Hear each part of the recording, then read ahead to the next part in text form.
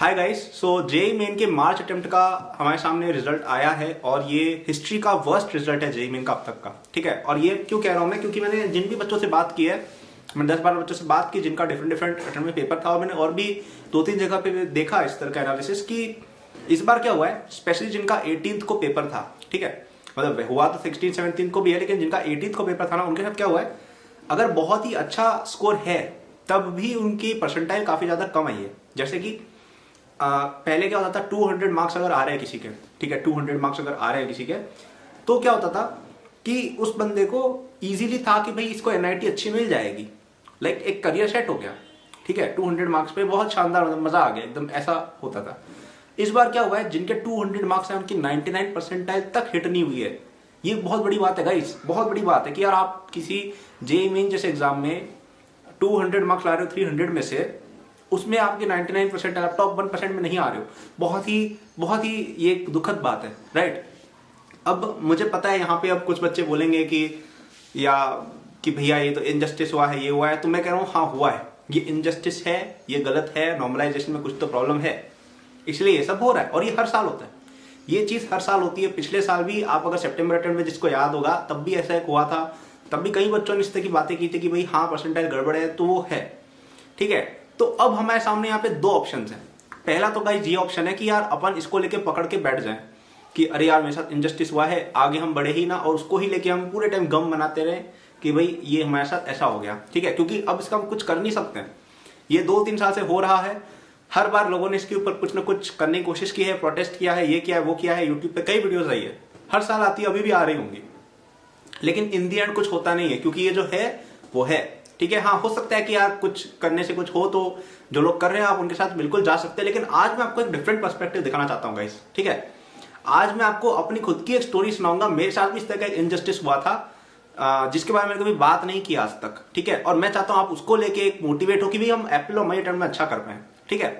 तो आप सभी को पता है कि जेईई मेन में मेरी फर्स्ट रैंक आई थी, फुल मार्क्स आए थे, ठीक है, लेकिन जेईई एडवांस्ड के अंदर मेरी 109 रैंक आई थी, ठीक है, 109 रैंक आई थी। और कई लोग मुझसे इस तरह का पूछते हैं कि भैया आपकी अगर मेंस में फर्स्ट रैंक आई थी तो आप मेंस एडवांस में इतना पीछे क्यों सरक गए, ठीक है।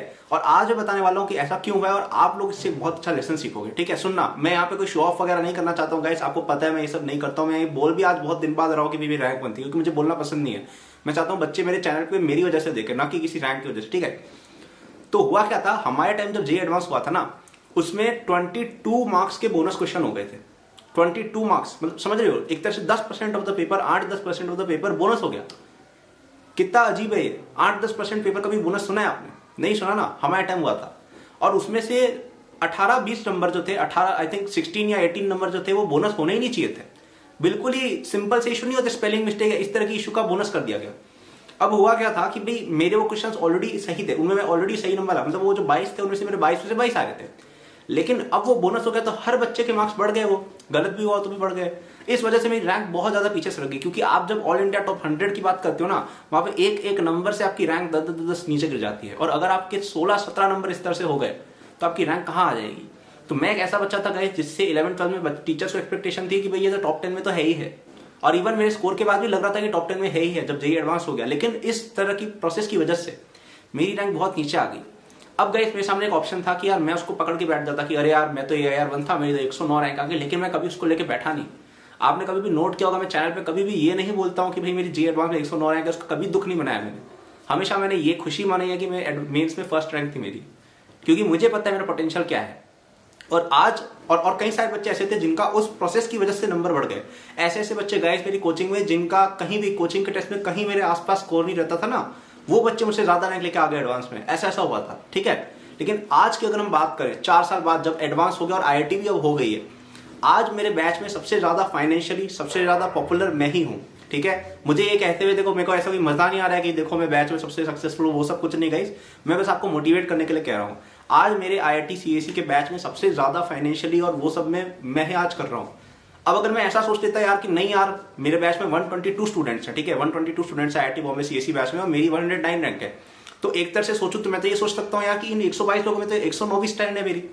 लेकिन मैंने वैसा नहीं सोचा, क्योंकि मुझे पता था मैं रैंक 1 हूँ, और उसी के हिसाब से मैंने माइंडसेट रखा, उसी के हिसाब से मैंने काम किया।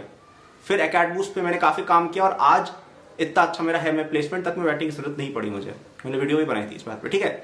ये मैं क्यों बता रहा हूँ आपको, मैं ये चाहता हूँ गाइस आपको मैं समझाऊं कि आपका जो लेवल है ना वो कोई मार्क्स डिटरमाइन नहीं करते हैं। ऐसा कुछ भी नहीं है कि भाई तुम्हारे अगर एनटीए ने बोल दिया कि तुम्हारे 99 परसेंटाइल की जगह 98 या 97 ही आए ना, तो उससे तुम कहीं हो नहीं जाते हो कोई नीचे, क्योंकि एक नॉर्मलाइजेशन जैसे घटिया रूल की वजह से तुम्हारे मार्क्स कम हो गए, इसका ये मतलब नहीं कि तुम लेवल कम हो गया, ठीक है। तुम अभी भी टॉपर हो तो हो, उसको किसी जेईई मेन, किसी एनटीए, किसी के कहने से कम नहीं हो जाता है वो, ठीक है।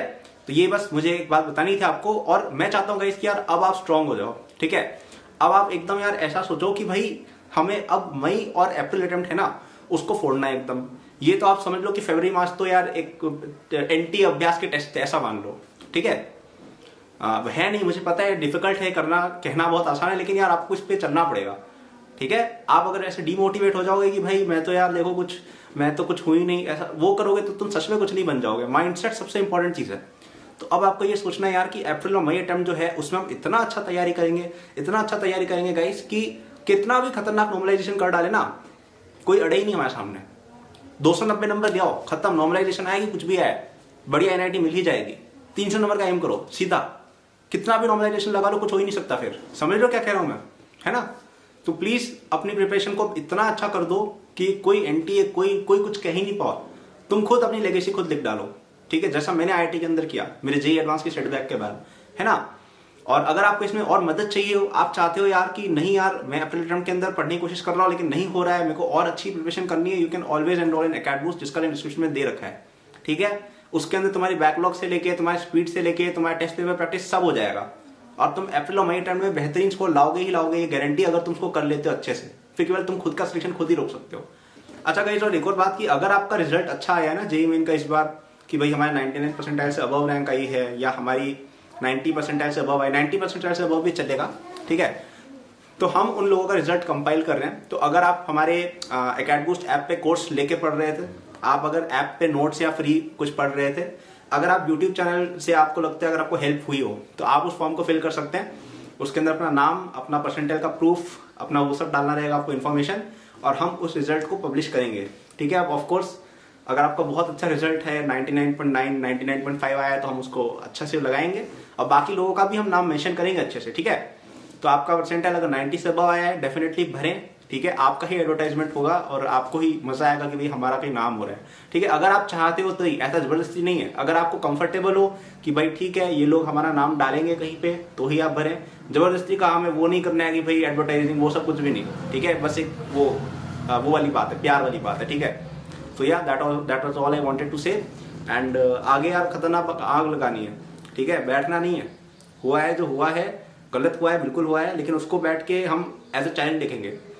अभी लाइफ बहुत लंबी है आपके साथ, ऐसी चीजें होंगी ना, ये तो कुछ है अभी नहीं उसके सामने। जब आप आईआईटी में जाओगे, फिर जब आप गूगल में नौकरी करोगे, अपनी खुद की कंपनी स्टार्ट करोगे ना बाद में आफ्टर 5-6 ईयर्स, तो आपको पता चलेगा यार इतना इनजस्टिस है कि भाई जो लोग हमारे सामने कुछ थे ही नहीं या कुछ है ही नहीं, वो लोग हमसे आगे बढ़ रहे हैं बिना किसी रीजन के, या कई बार लोग अनएथिकल मीन्स यूज करते हैं। ये तो कुछ भी नहीं है, आपके जेड और तो ऑनेस्ट चीज है, बाद में तो चीटिंग होंगी, करप्शन होगा, बहुत चीजें होंगी। तो उसको फेस करना आपको सीखना पड़ेगा, और अगर आप अभी से ही ट्रेन होंगे ना इन चीजों को लेके, तभी आप कर पाएंगे, ठीक है। तो यही मेरी तरफ से एक थी, स्ट्रांग बनो थोड़ा गाइस, आगे के लिए चैलेंज की तरह देखो इसे, और टूटना मत। अभी जो बच्चा टूट जाएगा, जो बच्चा खो जाएगा, उसका फिर गया है सब, है ना। तो अभी हम एकदम मोटिवेटेड रहेंगे। याद रखना कि आप टॉपर हो, टॉपर थे और टॉपर रहोगे। Thank you for watching. Do check out Acadboost if you want to, and do fill that form if you got a decent result. Thank you. All the best. Take care.